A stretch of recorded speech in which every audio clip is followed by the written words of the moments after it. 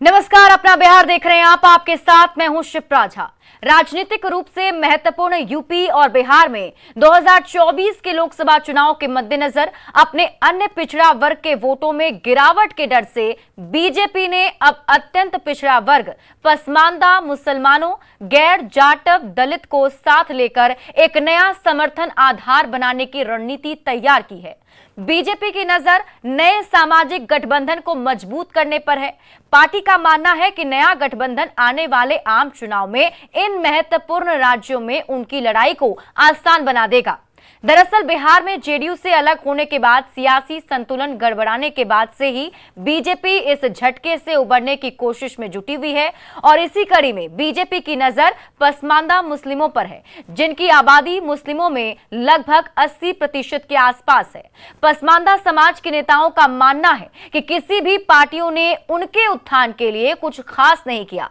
BJP आज बिहार विधान परिषद में एक बड़ा कार्यक्रम करने जा रही है, जिसमें कई नेता शामिल होंगे।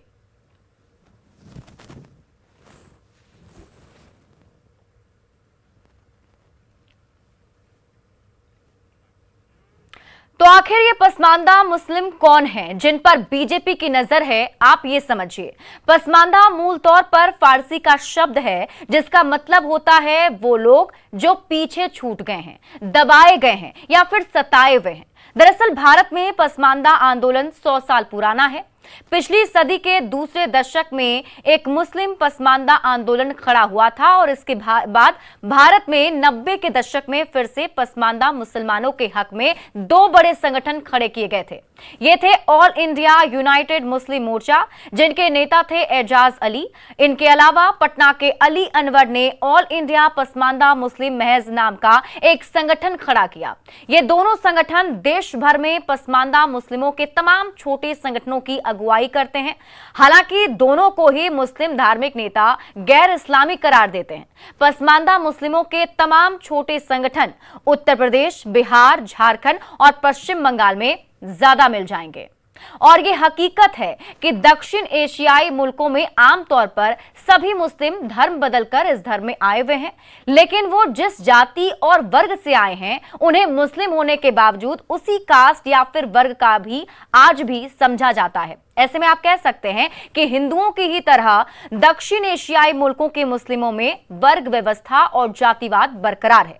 इन मुस्लिमों का आमतौर पर मानना है कि उनके धर्म में ही उनकी उपेक्षा की जाती रही है और इनके संगठन पसमानदा मुस्लिमों के लिए आरक्षण की मांग भी करते रहे।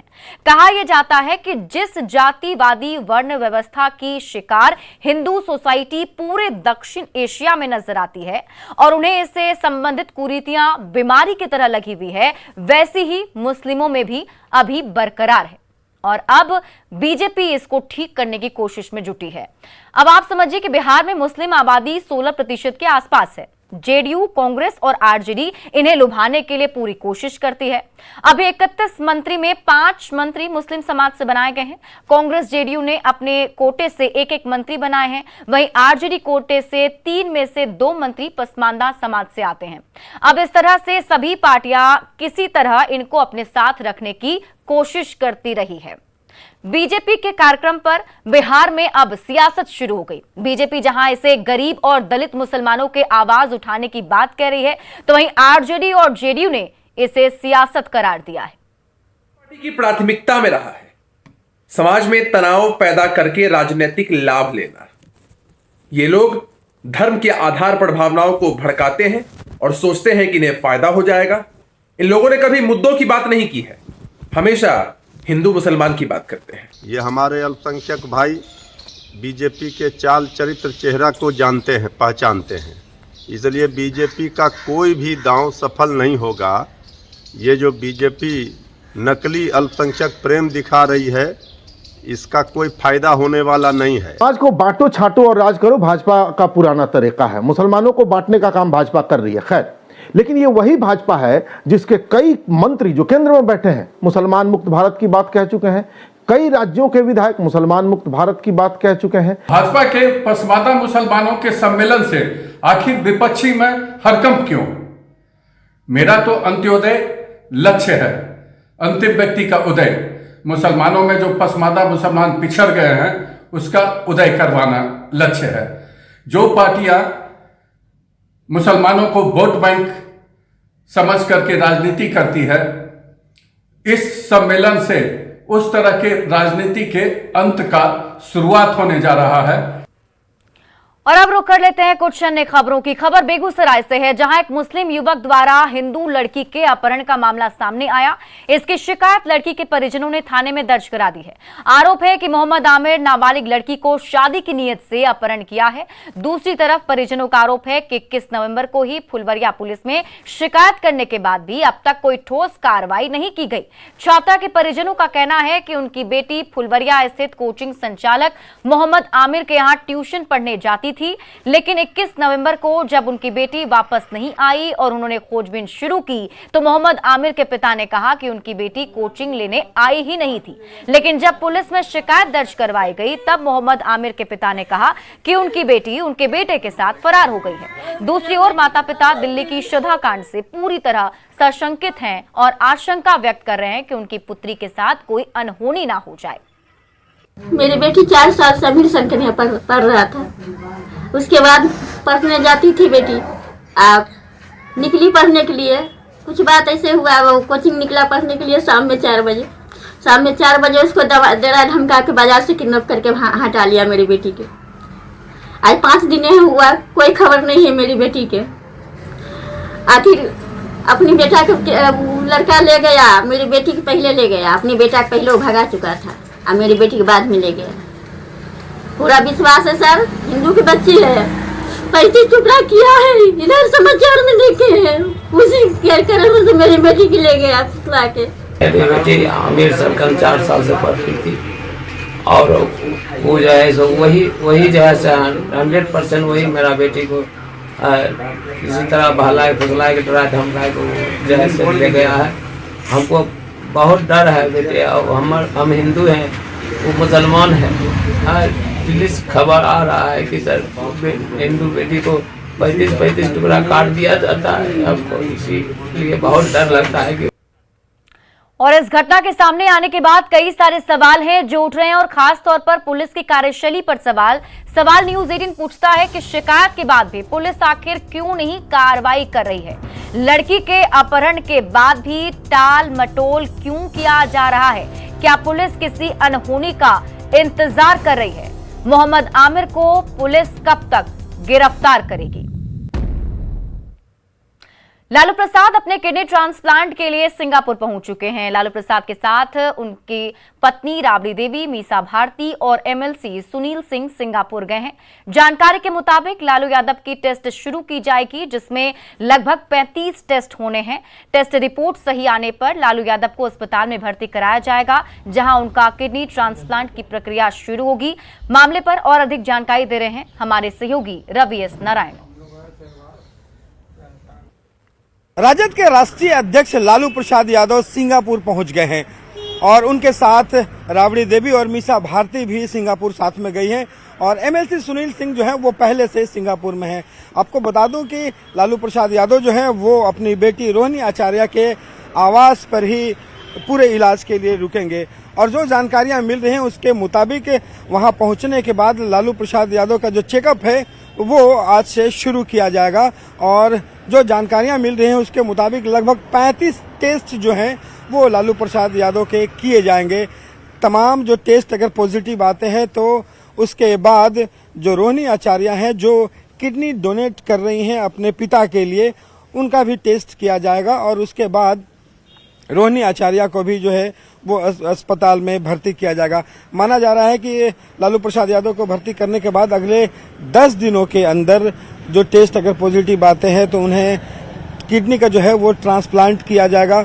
उसके बाद लगभग 15 से 20 दिनों तक अस्पताल में भर्ती रहना होगा और लगभग 1 महीने के स्वास्थ्य लाभ के बाद वो वापस फिर दिल्ली आ पाएंगे। अब देखने वाली बात है कि जैसे जैसे शुरुआत होती है, जांच होती है, उसके बाद आगे प्रक्रियाएं कैसे बढ़ती हैं, लेकिन जो जानकारियां मिल रही हैं उसके मुताबिक आज से उनका जो टेस्ट है वो शुरू किया जाएगा और लगभग 35 टेस्ट के बाद जो जानकारियां जो पॉजिटिव अगर आती हैं तो उसके बाद ट्रांसप्लांट की जो प्रक्रिया है वो शुरू की जाएगी। कैमरा पर्सन सुबोध के साथ रवि एस नारायण, न्यूज़ 18 पटना। और इसी बीच बड़ी खबर हाजीपुर से है, जहां नगर थाना क्षेत्र के पुरानी गंडक पुल से एक युवती ने आत्महत्या की नीयत से बहती गंडक नदी में छलांग लगा दी। हालांकि एसडीआरएफ की टीम ने काफी मेहनत के बाद पानी में डूब रही युवती का रेस्क्यू कर उसकी जान बचा ली है, लेकिन ठंड लगने से वो गंभीर रूप से बीमार हो गई थी। इसके बाद उसकी जान बचाने के लिए जंगल झाड़ जमा कर घाट किनारे आग लगाया गया, जिससे गर्मी पाकर उसकी जान बचाई जा सकी। तस्वीरें हम आपको दिखा रहे हैं, एक्सक्लूसिव तस्वीर आपके टीवी स्क्रीन पर, जिसमें देखिए इसी युवती ने आत्महत्या की नीयत से गंडक नदी में छलांग लगा दी थी, जिसके बाद वहां पर मौजूद एसडीआरएफ की टीम ने युवती की जान बचा ली है। पुलिस स्टेशन जो है उसको खबर कर दिया हूँ, एसडीएम साहब को खबर कर दिया हूँ, अभी पुलिस आएगी और इसको हैंड ओवर कर देगी। कैसे जानकारी मिला आपको कि छलांग लगाई है? यहाँ पर हमारे जवानों ने खड़े थे, ड्यूटी पर तैनात थे, और जिसकी वजह से उन्होंने बताया था कि जो है एक लड़की कूद गई थी और जवानों ने इसको 2 बोट लेकर के गए और इसको बचाया। और समस्तीपुर से एक और बड़ी खबर आपको बता दें, गंडक नदी में युवती ने छलांग लगाई और बचाने के दौरान ऑटो चालक भी उसमें डूब गया। गंडक नदी में जब छलांग लगाई गई उसके बाद ऑटो चालक उसे बचाने के लिए उसमें गया था, लेकिन ऑटो चालक भी डूब गया है। डूबे हुए दोनों की तलाश की जा रही है। सेतु मथुरापुर घाट की घटना बताई जा रही है।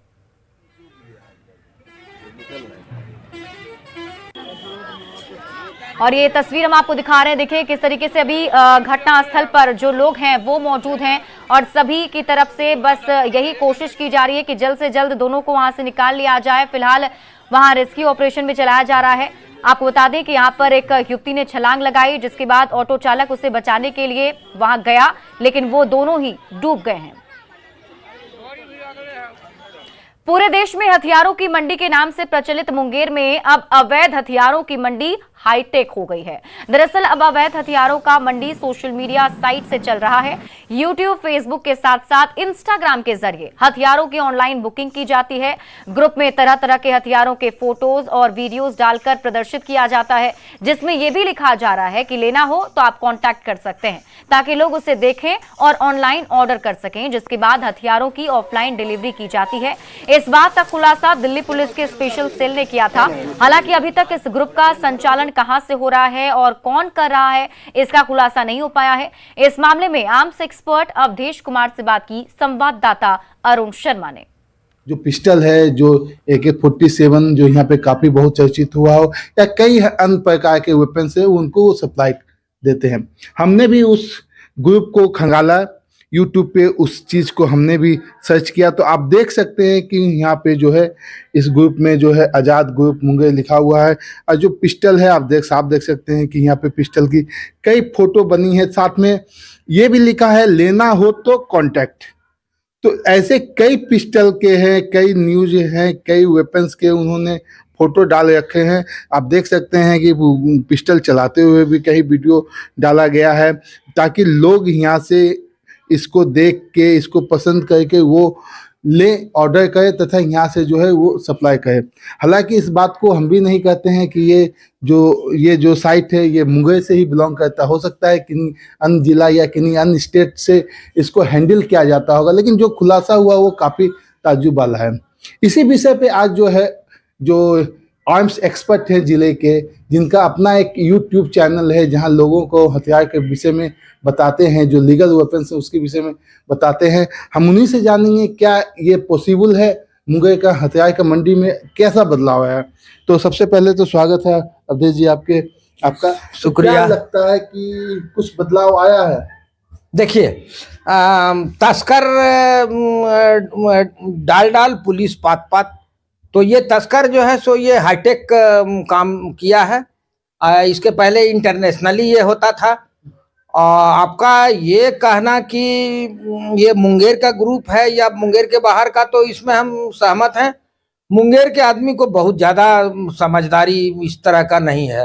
हो सकता है बाहर का ग्रुप हो, बाहर से ऑपरेट करता हो, और मुंगेर में तो हथियार की तस्करी होती है, उसको ऑर्डर यहाँ करता हो और ये यहाँ से डिलीवरी मिलता हो। इस विषय पे हमने जिला के पुलिस कप्तान से भी बात की, तो उन्होंने कहा कि ये मामला भी उन तक नहीं आया। लेकिन ये मामला जो है बिल्कुल गंभीर है और जांच का विषय है।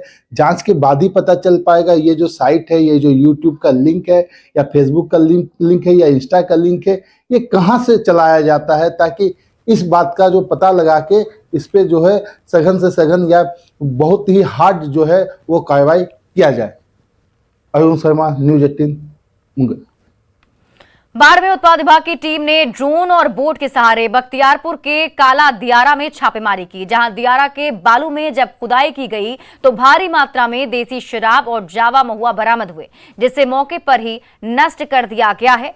और फिलहाल पुलिस की टीम जो है लगातार ऐसे जगहों को चिन्हित कर कार्रवाई कर रही है। तस्वीरें हम आपको वहां के दिखा रहे हैं, काला दियारा की तस्वीर, जहां पर देखिए छापेमारी करने के लिए जब टीम वहां पहुंची और वहां पर जब बालू को खोदा गया तो उसके अंदर से शराब बरामद की गई।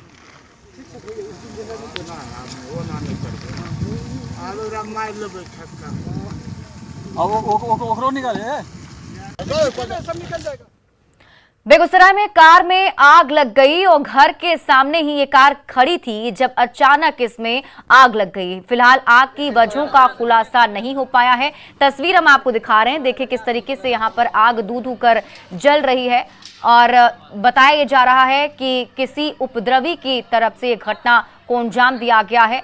शक जताया जा रहा है कि उपद्रवियों ने ही आग लगाई होगी। फिलहाल आग पर काबू पा लिया गया है।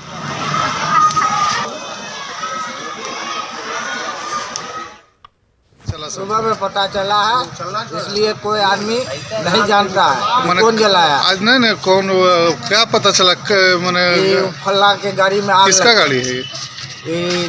दिलीप ठाकुर महतो का गाड़ी है, बेटा का। तकरीबन वही 1-2 बजे के बाद लगाया हुआ। ऐसे तो 12-1 बजे तक गाड़ी आदमी चलबे नहीं करता है। अच्छा। स्वास्थ्य विभाग अस्पतालों में डॉक्टरों और नर्सों के रहने के लिए लाखों करोड़ों रुपए खर्च कर भवन बनवा रही है, ताकि इमरजेंसी में हर समय डॉक्टर यहां पर मौजूद रहे। लेकिन बाढ़ के अनुमंडल अस्पताल परिसर में बने 3 से 4 भवन वर्षों से बेकार पड़े हैं। लगभग 2 साल से यहां ताला लटका हुआ है और इस मामले में अनुमंडल अस्पताल के अधिकारी भी कुछ भी नहीं बोलते। बाढ़ अनुमंडल परिसर से जानकारी दे रहे हैं संवाददाता अनिरुद्ध। स्वास्थ्य विभाग अपने कार्यों को लेकर हमेशा चर्चा में रहता है। अभी हम खड़े हैं बाढ़ के अनुमंडलीय अस्पताल परिसर में, जहां आप मेरे पीछे देख सकते हैं कि लाखों रुपए के लागत से 2 बड़े बड़े भवन बने हुए हैं। इन भवनों में डॉक्टर और एएनएम और जीएनएम को रहना है, लेकिन इत्तेफाक देखिए कि 2 साल से ऊपर हो गए, इस नए भवन का कोई ताला नहीं खुला है। दूसरी तरफ आपको इधर दिखाते हैं, एक ये भवन आपको दिखाते हैं, इसका भी निर्माण का 2 साल हो गया है और धीरे धीरे जगह जगह भवन जो है दरक रहा है और जंगल झाड़ी बना हुआ है। और ठीक एक भवन आपको ठीक सामने दिखाते हैं, ये प्रसव विभाग का भवन है, जो काफ़ी जर्जर और जीर्ण हालत में है और इसी में प्रसव होता है। क्योंकि अंदर का दृश्य आपको इसलिए नहीं दिखा सकते हैं कि प्रसव विभाग में जाना मना रहता है, क्योंकि वहाँ महिलाएं रहती हैं। इस विषय में अनुमंडल के अधिकारियों से हमने जब पूछा, अस्पताल के अधिकारियों से, तो कुछ भी कहने से साफ इनकार किया। बस ये कहा कि जल्द ही अस्पताल के नर्सों को और डॉक्टरों को रहने के लिए कहा जाएगा।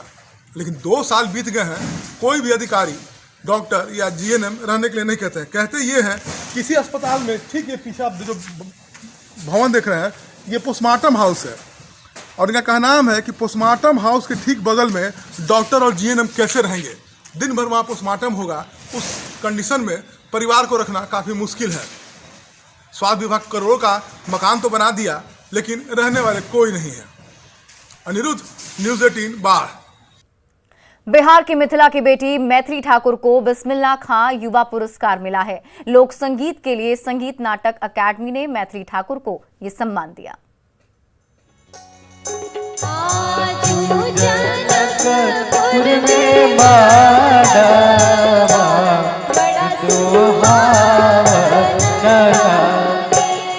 मिथिला की बेटी मैथिली ठाकुर आज किसी परिचय की मोहताज नहीं है। बच्चों से लेकर बुजुर्ग तक मैथिली के गायकी के दीवाने हैं। इतनी कम उम्र में आज मैथिली की गिनती मशहूर शास्त्रीय गायकों के साथ की जाती है।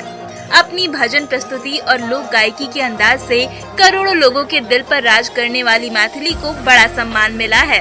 संगीत नाटक अकादमी ने मैथिली ठाकुर को बिस्मिल्लाह खां युवा पुरस्कार से सम्मानित किया है।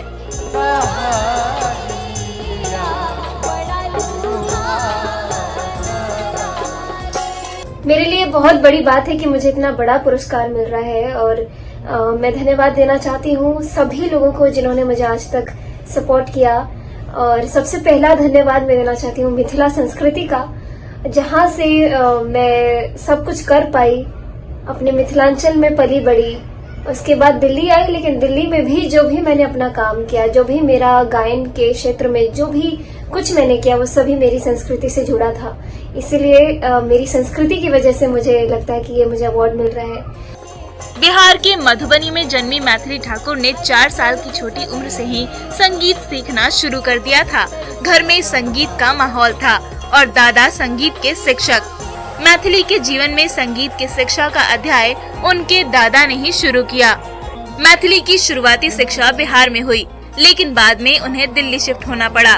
पिता भी संगीत के शिक्षक हैं, तो संगीत का सफर दिल्ली में भी जारी रहा। संगीत के क्षेत्र में इतना बड़ा मुकाम हासिल कर चुकी मैथिली को भले ही गीत संगीत का शौक विरासत में मिला हो, लेकिन आज जिस मकाम पर है वो उन्होंने अपनी मेहनत और संघर्षों से लड़कर हासिल किया है।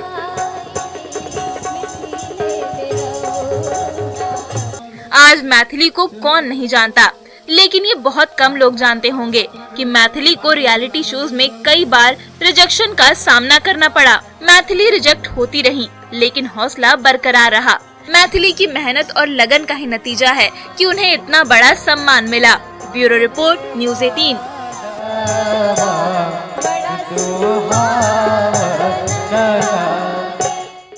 और फिलहाल इस बुलेटिन में अभी के लिए बस इतना ही। आप देखते रहिए न्यूज़ 18 बिहार झारखंड।